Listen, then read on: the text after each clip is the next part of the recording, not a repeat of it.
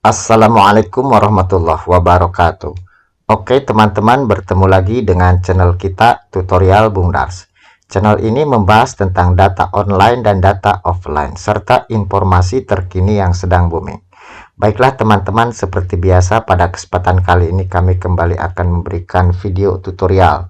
Nah, untuk tutorial kali ini adalah cara mengisi istri atau suami bercerai. Ini bagi yang sudah bercerai, mohon maaf, pada riwayat keluarga P3K Guru. Ini sengaja kami buatkan tutorialnya karena banyak yang meminta dibuatkan gitu ya di kolom komentar pada YouTube kami. Baiklah teman-teman, kita langsung saja ke pembahasannya gitu ya, bagaimana cara mengisi bagi istri atau suami yang sudah bercerai. Nah, sekarang kita langsung masuk saja di SSCASN. Ini kita di menu keluarga gitu ya. Mengisinya itu di istri atau suami. Ini kita tinggal klik tambah riwayat istri atau suami. Nah, di sini yang perlu diperhatikan teman-teman, itu bercerainya itu karena statusnya cerai hidup atau cerai mati. Karena pengisian untuk cerai hidup dan cerai mati itu berbeda.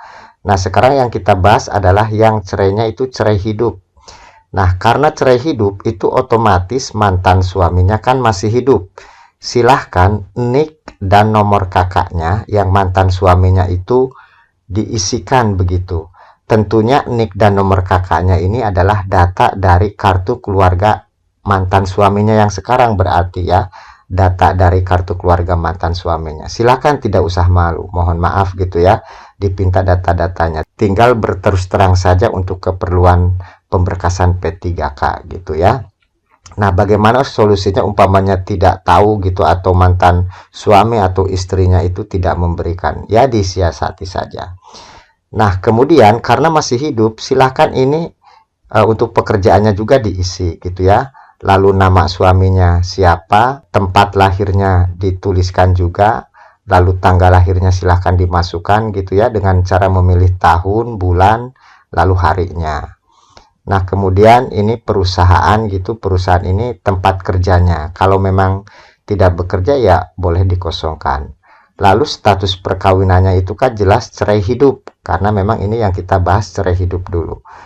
Nah, kemudian akta menikah. Ini akta menikahnya itu sebelum bercerai kan otomatis punya akta menikah. Silahkan masukkan nomor akta menikahnya. Lalu tanggal menikahnya sebelum bercerai dulu itu kapan gitu ya, silahkan dimasukkan tanggal menikahnya. Lalu statusnya kan tetap masih hidup karena memang ini cerai hidup. Kalau sudah disimpan, itu bagi yang bercerainya cerai hidup. Nah, sekarang jika cerainya itu cerai mati gitu ya, mohon maaf, umpamanya mantan suami atau istrinya itu sudah meninggal gitu. Karena ini posisinya sudah meninggal, otomatis nik dan nomor kakaknya itu dikosongkan. Di sini kan ada keterangan khusus yang sudah meninggal ya. Kosongkan bila sudah meninggal dan tidak memiliki nik gitu. Jadi untuk yang sudah meninggal, nik dan nomor kakak itu silahkan dikosongkan. Jika memang dikosongkan tidak bisa tersimpan, silahkan diisi angka 0 gitu ya. Nah, lalu ini pekerjaannya karena sudah meninggal otomatis tidak bekerja. Supaya data ini bisa tersimpan ya, pilih saja tidak bekerja. Lalu tuliskan nama suami atau istri yang sudah meninggal tersebut. Untuk nama ini harus diisi gitu ya, harus diisi. Pokoknya yang kolom-kolom merah ini harus diisi. Kalau tidak diisi walaupun sudah meninggal, ini tidak bisa disimpan. Nah, tempat lahirnya silahkan dimasukkan. Tanggal lahirnya itu suami istri yang sudah meninggalnya juga dimasukkan. Nah, lalu ini karena sudah meninggal di-strip saja ya, di-strip saja, tidak usah diisi. Lalu status perkawinannya kan cerai mati gitu ya, karena memang ini yang kita bahas yang kedua ini adalah cerainya itu cerai mati atau meninggal.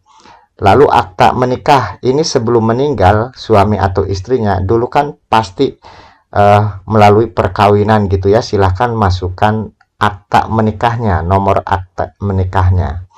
Lalu tanggal menikahnya gitu, tanggal menikahnya silahkan dulu itu dimasukkan. Lalu tanggal meninggalnya silahkan dimasukkan, tanggal meninggalnya itu kapan gitu ya, tanggal meninggalnya.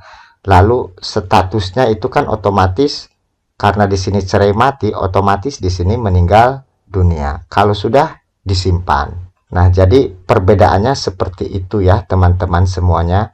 Ini sengaja kami buatkan tutorialnya supaya ya paling tidak bisa sedikit memberikan pencerahan lah kepada teman-teman yang bingung mengisi ini suami istrinya itu sudah bercerai gitu ya, baik cerai hidup ataupun cerai mati.